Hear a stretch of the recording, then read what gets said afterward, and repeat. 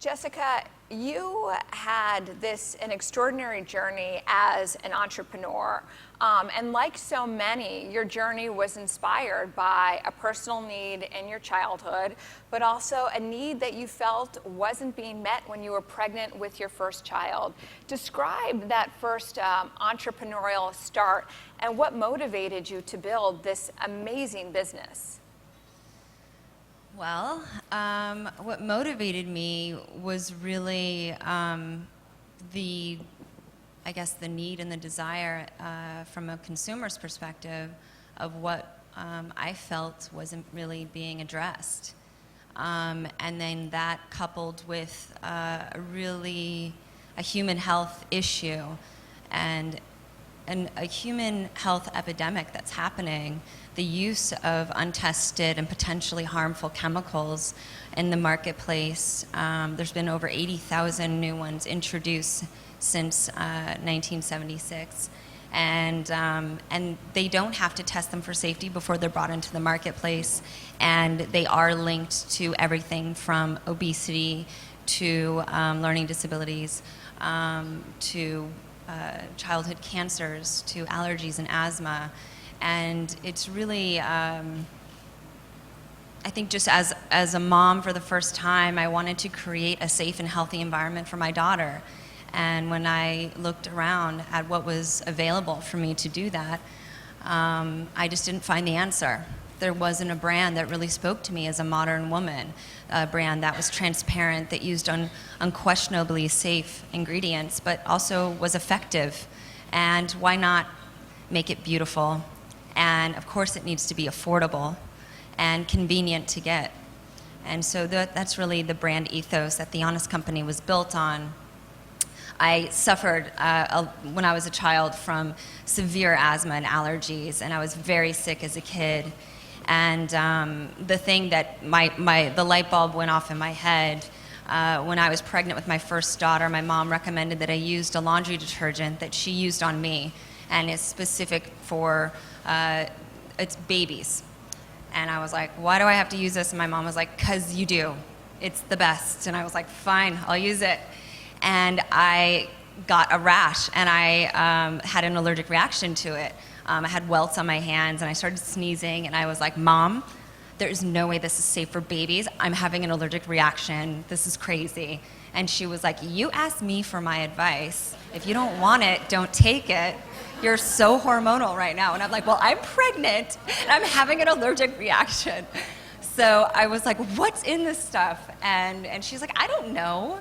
And I read the box, and I couldn't figure it out. And then I went online and researched, and I found out that this particular detergent was very different in 1981 when my mom used it on me. And companies do that. They change their formulations. They try to make their products cheaper and more effective without thinking of how it's going to affect human health. And I felt like, gosh, we're bringing these items into our homes. It's such an intimate thing to put it next to your child, your newborn, very vulnerable child, and you want them to have the best and the safest, and it just wasn't happening. Just to give you a little snapshot, there are over 1,200 chemicals that are banned from personal care alone in Europe, and there are 11 in the United States that are banned. And so a lot of companies will they reformulate and they make a better product for a European market, American companies, than what they provide to Americans. So that's where the idea came from. So it's That's a really long answer, I'm sorry.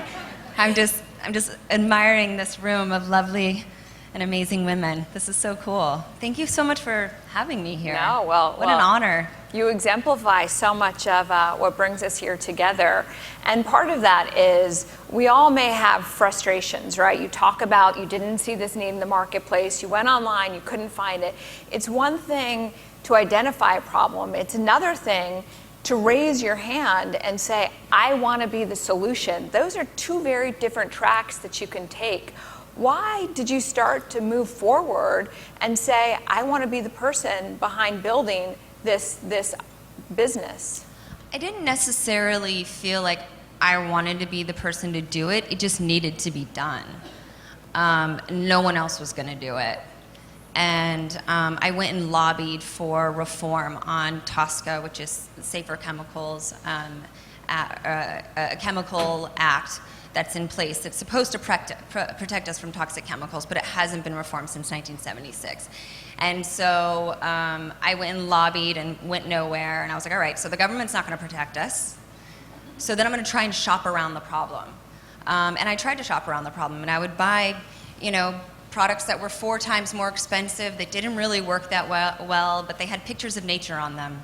And it was beige, so it must be better or healthier. Only to find out that those products were actually still filled with a lot of the same chemicals that I was trying to avoid. It was the packaging that was better for the planet. And I was like, you know what? I'm down with helping the planet, but I really care about my baby. And so that's where my drive came from. And then I was like, and I care about everyone else's children as well, and everyone's health. My mom had cancer when I was young, cervical cancer, when she was 23, and my grandmother died of stomach cancer. And so I grew up with people being ill, and I was like, this has got to stop. And my friends in their 20s shouldn't have a hard time getting pregnant. What's going on? And the more research I did, the more I found out that all these toxic chemicals that are in our everyday lives, from laundry detergents to baby diapers to shampoos to our mattresses and paint, it's all linked to all of these illnesses. So I was like, we got to do something about it. Someone's got to do something about it. So you said, I'm going to be the change agent here. And you went out and you talked to a lot of people, you said, about this idea. I was like this big idea with like a 50-page deck and all these things, from like paint to rugs to, I was like, it's just everything needs to be non-toxic and safe and healthy, to makeup to deodorant and tampons. I wanted it all. I wanted it all to be just safe and healthy, and then also look cute, and be affordable. And it was just too big of an idea, and a lot of people thought I was nuts, and they were like, why don't you just do one thing, brick and mortar, hone in on that one product. Once you get your foot in the door with that one product, you can build up the brand around that and then expand. And I was like, not good enough. I just, as a new mom, like, I'm doing laundry, I'm washing dishes every day, and I'm diapering my kids. So those are the basic things. So we launched with 17 products around laundry products and dish products, and then diapers and wipes. So what, did I go off the deep end a little bit? A little bit. But I'd be curious, because you had a lot then people, I remember.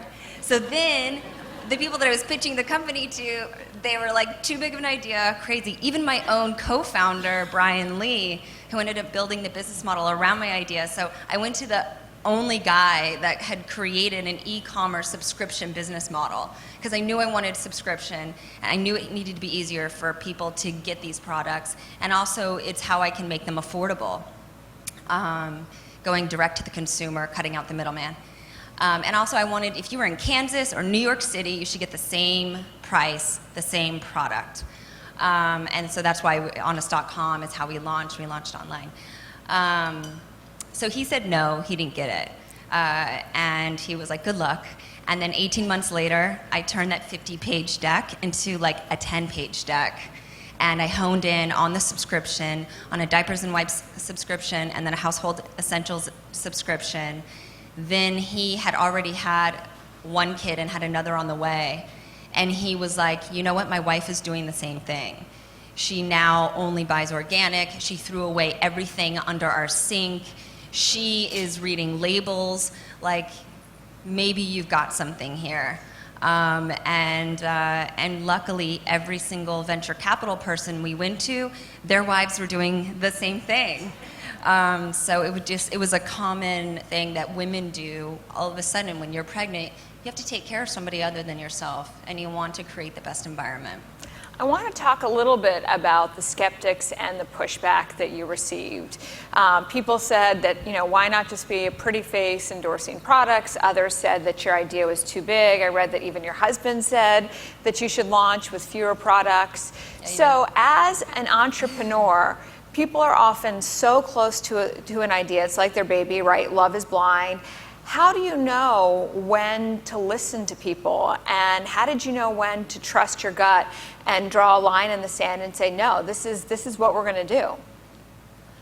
Well, I always listen to people, and I felt like it really took me 3 years of people poking holes in this idea for me to refine it to people like just getting it. So when people are looking at you and they're just like, how are you going to do that? Like, it's so big, like carpets and paint and makeup and tampons and diaper, like what? But when it was a 10-page deck and when I was like, we need effective, safe, beautifully designed, affordable products that are convenient and easy to get. And this is how we're going to go into the marketplace. This is where we're going to make it. Here's our price point. Like, it forced me to really understand exactly what I was doing. And instead of being sort of having the resistance hold me back, it just pushed me forward. I almost needed it. I needed people telling me no. I needed people to not get it and look at me cross-eyed for me to really figure out exactly what I was going to do and how I was going to do it. And then, weirdly, trusting your gut is something that I think is completely underestimated. A lot of entrepreneurs that I've talked to, they just knew, and they had a vision, and they just knew how to do it and what it needed to be. And come hell or high water, it was going to get done. And that's that same drive that I had as well. You, before you launched the company, you went out and tested your pitch tirelessly to see what people could poke holes at in your pitch. You went to well-known people in public companies, private companies. People had started amazing businesses like Tory Burch. Yeah. What was the pieces of advice or what was the feedback you received that surprised you, and how did it shape you in your entrepreneurial journey? I think by the time, it took 3.5 years of lots of condescending nods or good pats on the back, good luck. What does a condescending nod look like? Is it just the and nothing. There's nothing happening inside. They're just like, you idiot. How are you going to do this? Go back to endorsing thing. Just go do that. Go do a perfume. And I was like, no. What was the question? Condescending nods. Condescending nods. But what was when you were talking to all of these different people? This is an amazing brain trust to have access to. Oh yeah, What surprised you know what was cool? When I finally got it to the point where they were like, doesn't that already exist? Because it just made so much sense. An honest company that's transparent about their business practices, transparent about the ingredients that go inside, effective, safe. Yes, we all want that. Why not? And then I was like, yes, I'm onto something, because people think it should already exist. And it was cool that because originally the name was Love and Honor. My daughter Honor is the one that inspired me to create the company. So I still got to get honest in there from Honor's name. So that was pretty cool, just like that part. You've experienced unbelievable, staggering growth in the company. You launched it in 2012. Mm-hmm. You had $10 million of revenue in your first year. Mm-hmm. Last year, $150 million in revenue, and this year projected somewhere around $250 million in just a few short years. And I often talk to entrepreneurs who say that getting the venture underway is often easier than keeping it going and growing it. What has been the most challenging growth phase for you? Getting it started. I feel like I had to slow down to speed up, and it was light speed once we launched. Because we launched with a beta website that could have crashed at any moment. We launched 5 weeks after we launched, we realized we didn't actually charge any credit cards. We just sent a lot of packages. Too bad I wasn't a customer then. And then we called every customer and said, so remember when you got that package?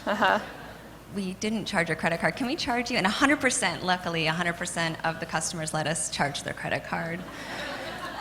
That's enough to put you out of business. Yeah. Gosh. I feel like every step forward, you then are met with many more roads of challenge everywhere. There's challenges, there's roadblocks, there's mountains, and you just have to figure it out. You just have to be malleable. You have to surround yourself with really smart people.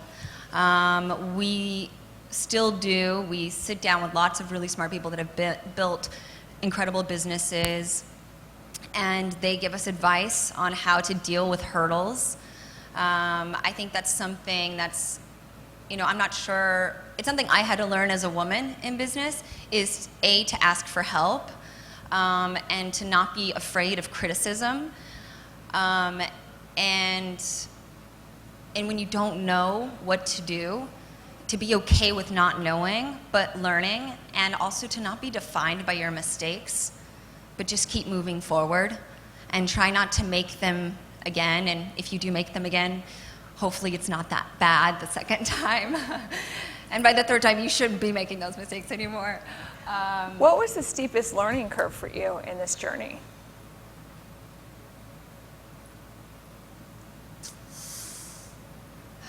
I think having confidence and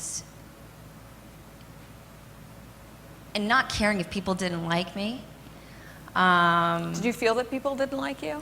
I feel like people just saw me as this girl in movies who wears bikinis and kicks butt. Not a bad image to have, by the way. But not the brightest so bulb in the room.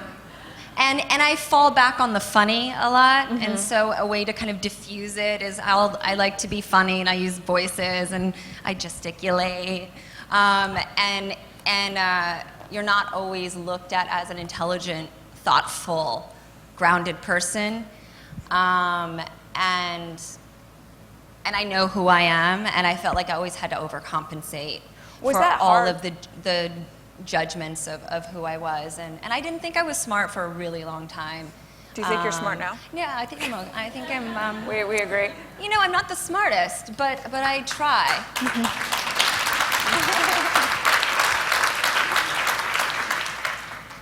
How though have you learned sort of to take this criticism and this feedback not personally? Because you work in two of many people would say are the most competitive and cutthroat industries: consumer packaged goods and entertainment.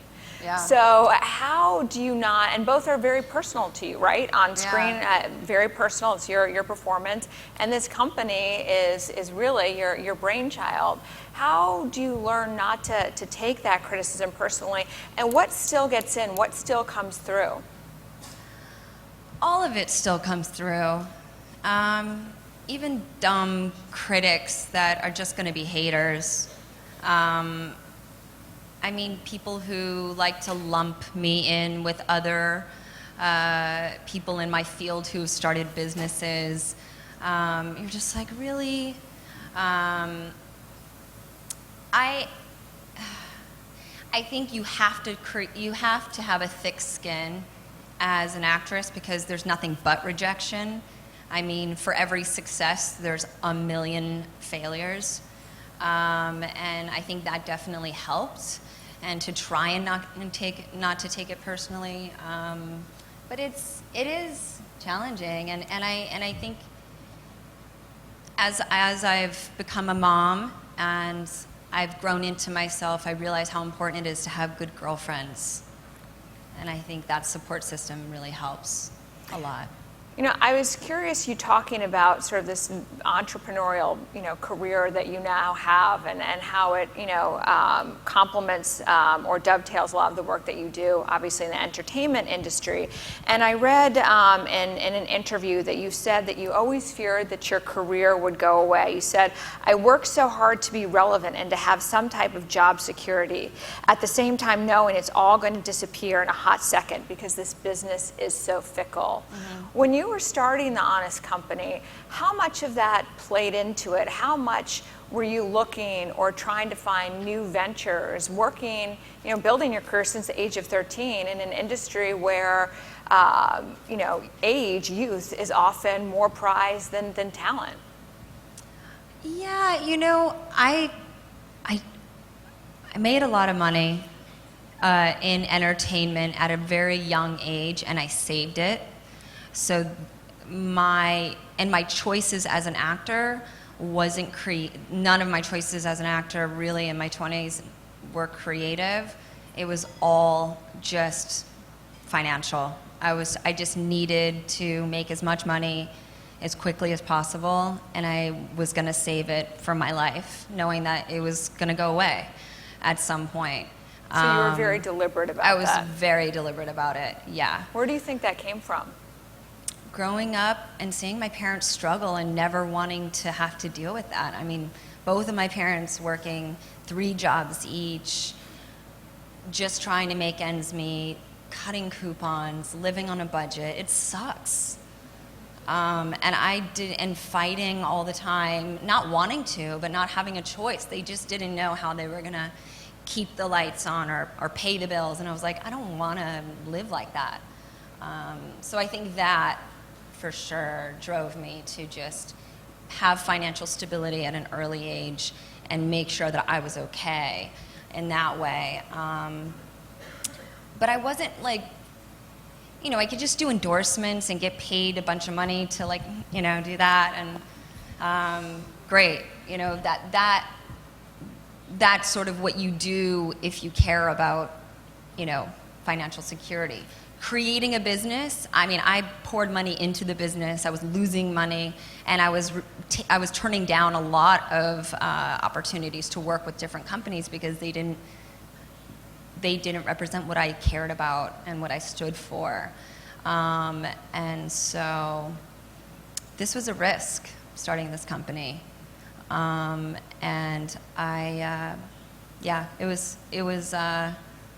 it was something that I didn't think I'd ever do. And I still can't believe that I'm here and it happened, and this is real.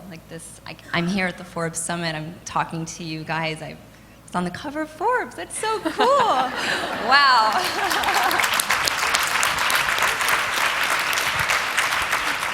A few quick questions for you before we wrap up.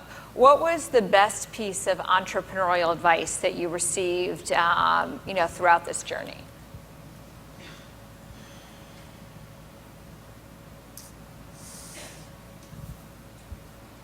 Definitely surround yourself with people who are smarter than you. You should never be the smartest person in the room. Worry if you are. Or that you think that you are. You shouldn't be. There's always going to be somebody who's smarter to learn from. And that's just in life. I feel like that's just a good thing to live by. Understand your marketplace. Really understand what you're doing, how you're going to go about doing it, how you're going to be different. And trust your gut. I feel like I'm being incredibly repetitive here, but it's true. What was the worst piece of advice that someone gave you? Do it how it's always been done. I really felt like what I was doing, certainly in CPG, it's an antiquated way of going about business. The consumers they're smart, they communicate, they share. I know the growth of our business was because our products are so good and they stand on their own and they speak for themselves, and people want to share them with people that they care about and people that they love. And that's how we've grown.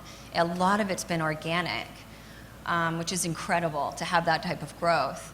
I didn't put my name on the company, and I didn't put my face on any of the packaging, because I didn't want it to be a celebrity-driven thing. I mean, the company exists on its own, and a lot of people, I love when people are like, I didn't even know that was you, or like you were part of that.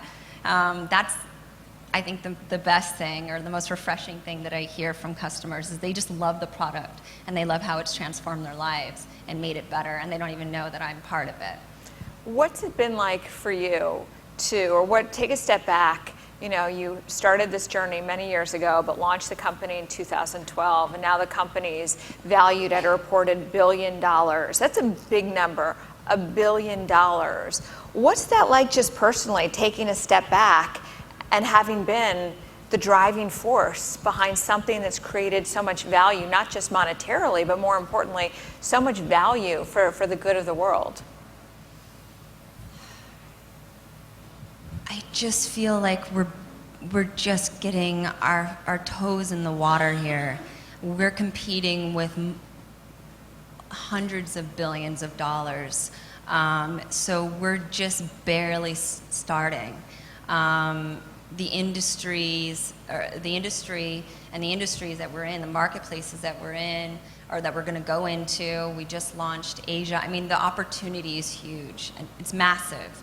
So it feels like a small number for the opportunity of what's possible.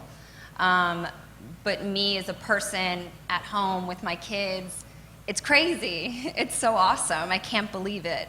And the best thing, especially when I'm up at 2 in the morning writing emails or working on the weekends, is, you know, we get letters and the other day, 2 days ago, I was shopping for my daughter's birthday present, and this woman said, my daughter, we've been using your company. We used to use this other company, but she was getting bleeding diaper rash, and we switched over to your diapers, and she's never had a rash at all.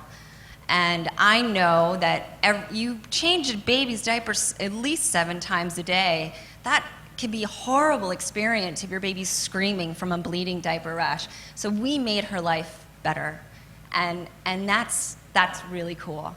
That's really cool that we did that. Well, congratulations on your extraordinary success. Hopefully we can have the chance to have you back here when you continue to scale and grow that business to even new heights that have proved the skeptics very, very wrong that you spoke to in the early days. So Jessica, thank you so much for being here. Thank you for being on the cover of Forbes, and we appreciate all that you do.